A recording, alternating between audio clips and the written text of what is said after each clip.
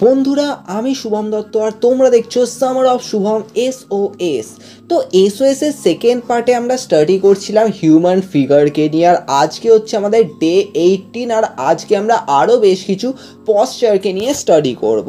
তো দেখো, আমরা আগের দিনকে আমরা বলছিলাম যে হ্যাঁ, আমরা স্টেপ বাই স্টেপ এগিয়েছি। আমরা প্রথমে কি করেছি, এক্সপ্রেশন নিয়ে স্টাডি করেছি, তারও বেশ কিছু পার্ট এসছে। তারপরে আমরা আপার বডি নিয়ে স্টাডি করেছিলাম। আপার বডির different different posture, different movement, অ্যাঙ্গেলে একটা বডি কীরকমভাবে পশ্চার দেখায়, তো সেইগুলোকে নিয়ে স্টাডি করেছি। অ্যান্ড দেন আমরা ধীরে ধীরে হাতের ডিফারেন্ট ডিফারেন্ট পশ্চারকে নিয়ে স্টাডি করেছি, ফিঙ্গার গ্রিপ মানে হ্যান্ড গ্রিপকে নিয়ে স্টাডি করেছি। কারণ আমাদের কী হয় যে একটা ক্যারেক্টার ডিফাইন করার জন্য আমাদের এইগুলোর ওপর কিন্তু ফোকাস রাখতে হয় যে একটা মানুষের হাত কীরকম মানে মুভমেন্ট করছে, তার কীরকম পশ্চার হচ্ছে, সে হয়তো কোনো কিছুকে ধরে রেখেছে, তো তার জন্য তার কীরকম মানে দেখতে হবে, তো সেইগুলোকে নিয়ে আমরা স্টাডি করেছিলাম।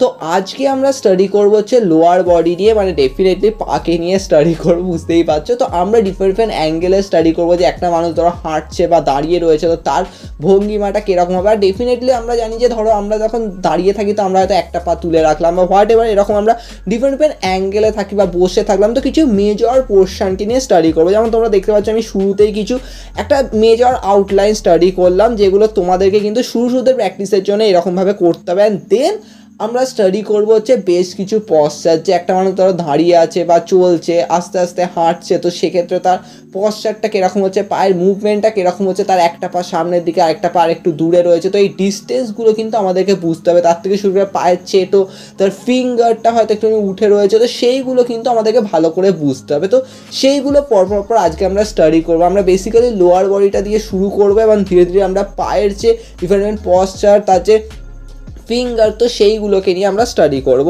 তো স্টেপ বাই স্টেপ দেখতে থাকো আমরা কীরকমভাবে করছি। শুরুতেই যেরকম ধরো একটা মানুষ যদি স্ট্রেট দাঁড়িয়ে থাকে, তো তার সেক্ষেত্রে পায়ের পশ্চারটা কীরকম হবে, তো সেটা আমরা দেখাচ্ছি। এরপরে আমরা ধীরে ধীরে আরও বেশ কিছু পশ্চারকে স্টাডি করবো। আর দেখো, এইগুলো কিন্তু আমাদেরকে ভালো করে বুঝতে হবে। আমি নর্মালি তোমাদেরকে বলেছিলাম যে হ্যাঁ, হিউম্যান ফিগার স্টাডি করা কিন্তু অতটা ইজি হয় না। যে হ্যাঁ, শুরুতে তো মনে হয় যে হ্যাঁ একটা ফিগার তো ড্র করে দিলাম, কিন্তু যদি তোমরা স্টেপ বাই স্টেপ যাও দেখবে তোমরা অনেক কিছু দেখতে পাবে। তোমাদের যেন মনে হবে যে তোমরা এটা একটা প্রজেক্ট করছো। আর সত্যিই তাই, এটা একটা প্রজেক্ট করার মতনই। কারণ প্রচুর আর্ট কলেজের স্টুডেন্ট কিন্তু এটা একটা প্রজেক্ট হিসাবেই পায়। কারণ এইগুলো কিন্তু অ্যাজ এ প্রজেক্ট হিসাবে থাকে যে হ্যাঁ, তোমরা হিউম্যান ফিগারকে স্টাডি করছো, তো সেক্ষেত্রে এক্সপ্রেশন থেকে শুরু করে আপার বডি, দেন লোয়ার বডি, তো সেইভাবে ধীরে ধীরে তোমরা আসছো। তারপরে তোমরা ফুল বডিকে স্টাডি করছো, সেটা তো আমরা করবে আমাদের সামার অফ শুভমের এই যে সেকেন্ড পার্টটা। এটা বেসিক্যালি তোমাদেরকে ওই আইডিয়াটা দেবে যে তোমরা কীরকমভাবে এটাকে স্টাডি করছো। হ্যাঁ, একটুখানি বলবো যে আমি খুবই হাইলাইটভাবে স্টাডি করাচ্ছি, কারণ আরও ডিটেলসে যদি স্টাডি করাতে যাই তাহলে তো এটা পুরো 1-1.5 মাস লেগে যাবে। সত্যি 1-1.5 মাস লেগে যাবে, কিন্তু আমি তোমাদেরকে আস্তে আস্তে স্টাডি করাচ্ছি, খুবই হাইলাইটভাবে স্টাডি করাচ্ছি, যাতে তোমরা ইজিলি শিখতে পারো। নয়তো তোমাদের বোর ফিল হবে। আমি জানি যে তোমাদের অনেকেরই বোর ফিল হবে যে কি তুমি খালি ফিগারের পর ফিগার আঁকিয়ে যাচ্ছ, সেরকমভাবে ফিলটা আসছে না। ভাই, আসবে ফিল, একটু সময় দাও। কারণ আমরা ধীরে ধীরে অ্যাপ্লিকেশানে যখন ঢুকবো, যখন আমরা ডিফারেন্ট ডিফারেন্ট কম্পোজিশনে আসবো, তখন তোমরা বুঝতে পারবে যে হ্যাঁ, আমি এখন যে এইগুলো যে করিয়েছি সেটা কোথায় কাজে লাগছে। আর ডেফিনেটলি তোমরা দেখেইছো যে আমরা শুরুতে যেটা করেছিলাম কি ট্রাইবাল আর্ট নিয়ে স্টাডি করেছিলাম, ওটা একটুখানি থিওরিটিক্যাল বেস ছিল। হ্যাঁ, জানি যে অনেকের বোর ফিল হয়েছে, তারপর আমরা তাই জন্য প্র্যাকটিক্যালে ঢুকেছি। তো আজকে তোমরা স্টেপ বাই স্টেপ দেখো, তোমরা পুরো ডিপ নলেজ পাবে। আর হ্যাঁ, অনেকে বলবে যে দাদা তুমি কি লাইফ সায়েন্সের ক্লাস করাচ্ছো, কারণ এগুলো তো সমস্ত লাইফ সায়েন্সের ড্রয়িংয়ে, মানে ড্রয়িং তো এরকমই করতে হয় না। হ্যাঁ, এটা ঠিক যে আমরা অনেকেই করেছি হাতের পেশি আঁকা, এই সমস্ত এগুলো সবই ওখানে করতে হয়। কিন্তু হ্যাঁ, এগুলো মেজর প্র্যাকটিস কিন্তু একটা হিউম্যান ফিগারকে স্টাডি করার জন্য। তো ভালোভাবে দেখো, ডিটেলসে দেখো আমরা কীরকম ডিফারেন্ট ডিফারেন্ট পশ্চারগুলো করছি। আর তোমাদেরকে আমি এটা সবসময় বলি যে তোমরা না সাইডে একটা নোটবুক মতো রাখলে, একটা ডায়েরি, হোয়াট এভার একটা ডায়েরি রাখলে, বা একটা ড্রয়িং কপি, একটা রাফলি কপি রাখলে, যেখানে তোমরা সাট করে একটা জাস্ট রাফ ওয়ার্ক করলে, এমন নয় যে খুব ধরে করলে। তো এরকম না প্রতিদিন প্র্যাকটিস করার চেষ্টা করবে। জাস্ট এমনি রাফলি কিছু হয়তো ফিগার ড্র করছো বা ডিফারেন্ট এক্সপ্রেশন ড্র করছে। ইভেন প্রচুর আর্টিস্টরা থাকে যারা হয়তো দেখবে যে হ্যাঁ, এটা আমিও লক্ষ্য করেছি, অনেকেই থাকে যারা ধর ট্রেনে যাচ্ছে বা বাসে যাচ্ছে, তারা হাতে একটা ডায়েরি নিয়ে রাখে। এবার ধরো মানুষ ধরো উঠছে, বসছে, তো তাদের ডিফারেন্ট এক্সপ্রেশন, দুজন মানুষ হয়তো কথা বলছে বাসে, তো বসে, তো সেক্ষেত্রে তাদের এক্সপ্রেশন কীরকম হয়তো সেগুলো কিন্তু সবসময় না তারা কালেক্ট করার চেষ্টা করে যে হ্যাঁ, আমরা একটা ডায়েরির মধ্যে তুলে দিলাম। তো এগুলো কিন্তু খুবই বড় একটা অবজারভেশন। এইভাবে যখন তোমরা ড্রয়িং করবে না, তোমাদের কাছে প্রচুর কালেকশনও থাকবে, প্লাস তোমরা কিন্তু ইজিলি একটা সাবজেক্টিভ ড্রয়িং কিন্তু ইজিলি করতে পারবে। আর এগুলো কিন্তু ফিউচারে তোমাদের অনেক কাজে লাগবে, কোনো মেজর প্রজেক্ট করতে গিয়ে তখন হয়তো তোমাকে একটা মানে ক্যারেক্টার ডিফাইন করতে বলো, তো তখন কিন্তু এগুলো সবথেকে বেশি কাজে লাগে।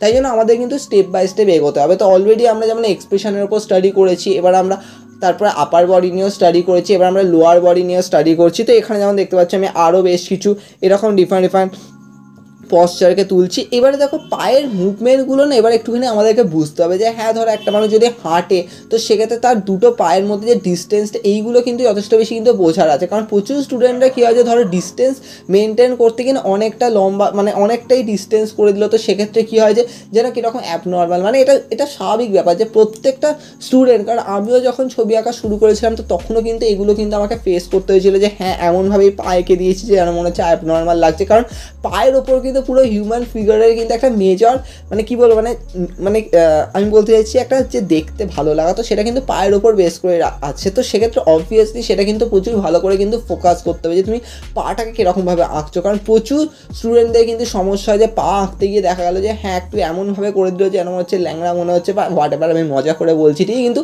আমাদের কিন্তু সবসময় শুনতে হয়। কারণ আমি যখন ছোটোবেলায় ছবি আঁকতাম তখনও কিন্তু এই ভুলগুলো কিন্তু প্রচুর হতো। আর আমি জানি যে অনেক স্টুডেন্টদের এটা হয়, এটা খুবই বেসিক, কারণ তুমি যখন ভুল করছো না তখন তুমি শিখছো কীভাবে, তো এটাই তো একটা মেন ফ্যাক্টর। তো সেক্ষেত্রে এইগুলো কিন্তু তোমাদেরকে বুঝতে হবে। কিন্তু হ্যাঁ ধীরে ধীরে তোমাদেরকে কিন্তু ডিফারেন্ট এক্সাম্পল স্টাডি করতে হবে। কারণ ধরো যদি তুমি ডিফারেন্ট এক্সাম্পল না স্টাডি করো তাহলে তুমি বুঝবে কী করে যে একটা পায়ের পশ্চার কীরকম হতে পারে। তাই জন্য তোমাদেরকে আমি বেশ কিছু ডিফারেন্ট পশ্চারকে স্টাডি করছি। যেমন তোমরা দেখলে যে আমি কিছু সিম্পল ফার্স্টে পশ্চার দেখালাম যে হ্যাঁ ধরো হাঁটছে, দুটো পা স্ট্রেট হয়ে রয়েছে বা দুটো পায়ের মধ্যে একটা ডিস্টেন্স রয়েছে। এবার আমি দেখাচ্ছি ধরো একটা পা ধরো তুলে রইলো, তো সেক্ষেত্রে তার পশ্চারটা কীরকম হচ্ছে। তো সেক্ষেত্রে তখন কী হয় যে একটুখানি টাফ হয় কিন্তু করা, তো সেগুলো কিন্তু আমাদেরকে ধীরে ধীরে ধীরে ধীরে ধরতে হবে। এবার দেখো আমাদের কী হয় যে ধরো যখন একটা ক্যারেক্টার ডিফাইন করে না কোনো সাবজেক্টিভ ড্রয়িং একটা কম্পোজিশন করতে গিয়ে, তো সেখানে আমাদের প্রচুর ফিগার থাকে। বা দেখো কোন ফিগারটা ধরো সবাই তো আর এমন নয় যে হাঁটছে মানে সবাই পা একদম পুরো মাটিতে ফেলেই রেখেছে, তার হয়তো একটা পা উঠে রয়েছে, তো সে হয়তো একটুখানি কেউ হয়তো দৌড়ে হাঁটছে বা কেউ কারোর হয়তো দুটো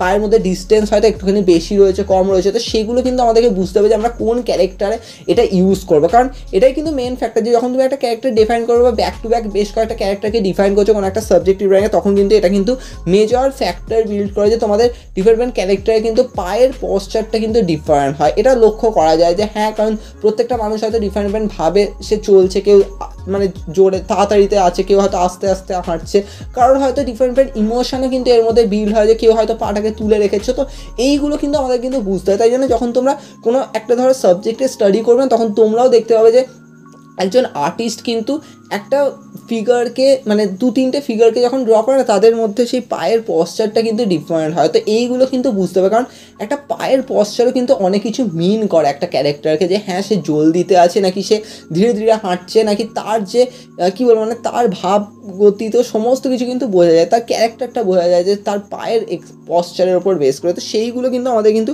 বোঝাটা কিন্তু খুবই দরকার। তো তাই জন্য এইগুলো কিন্তু একটুখানি ডিটেলসে স্টাডি, আমি জানি যে তোমাদের ক্ষেত্রে অনেকেরই মনে হবে যে আমরা তো ছোটো, আমরা এত ভালো বুঝতে পারবো না, কিন্তু এগুলো কিন্তু আমাদেরকে আস্তে আস্তে বুঝতে হবে যে হ্যাঁ একটা পায়ের পশ্চার কীরকম হতে পারে, তো সেটাকে আমরা কীরকমভাবে স্টাডি করবো, আমরা ধরে কীরকমভাবে এগোবো। তো এইগুলো আমি তোমাদেরকে হাইলাইট ডিসকাশন করছি, আমি যথেষ্ট ফ্রেন্ডলিভাবে ডিসকাশন করছি যাতে তোমরা ইজিলি বুঝতে পারো। কারণ দেখো অনেক বুক রয়েছে, সেই বুকে তোমরা দেখবে যে প্রচুর ইংলিশে অনেক কিছু লিখে দিয়েছে, তখন তোমরা ধরতে পারবে না। তোমরা জাস্ট ভাবে যে হ্যাঁ এটা তো জাস্ট একটা ড্রয়িং বুক, তাতে যা ড্রয়িং আছে সেইগুলো আমি জাস্ট এঁকে দিলাম, কিন্তু সেখানে কিন্তু অনেক লেখা রয়েছে। ওই লেখার যে মিনিংগুলো আর্টিস্ট কী বোঝাতে চেয়েছে, আর্টিস্ট কীভাবে সেগুলোকে প্র্যাকটিস করেছে, কীভাবে স্টাডি করেছে, সে চায় যে ফিউচার জেনারেশনে যেন ওইভাবে স্টাডি করে। তো তোমাদেরকে আমি খুবই সিম্পল ওয়েতে এইগুলোই বোঝানোর চেষ্টা করি যে হ্যাঁ তোমরা কীরকমভাবে স্টাডি করবে, একটা ড্রয়িং করার পেছনে কি মোটিভেশন থাকবে, যে হ্যাঁ তুমি যে এত যে হিউম্যান ফিগার স্টাডি করছো কী মোটিভেশন আছে। তো আজকে দেখতেই পাচ্ছ আমরা বেশ কিছু পশ্চারকে নিয়ে স্টাডি করলাম। আই হোপ তোমরা এগুলো বুঝতে পেরেছো। আমি বলবো যে তোমরা নিজেরাও বাড়িতে ট্রাই করো। তবে হ্যাঁ আরও ডিফারেন্ট পশ্চার হয় যেগুলো আমরা আরও স্টাডি করবো ঠিকই, কিন্তু তোমরা যদি বাড়িতে প্র্যাকটিস করতে চাও তাহলে আমি তোমাদেরকে অলরেডি 3টে বুক সাজেস্ট করে দিয়েছি। তোমরা ডিসক্রিপশানে লিঙ্ক পাবে, তো গুগল ড্রাইভ লিঙ্ক থেকে ওখান থেকে তোমরা ইজিলি ফ্রিলি ডাউনলোড করতে পারবে। তো তোমরা ওগুলো স্টাডি করো। তো আজকে এতটাই, আমরা বিদায় জানাচ্ছি। কালকে আমরা আরও ডিফারেন্ট পশ্চার নিয়ে স্টাডি করবো।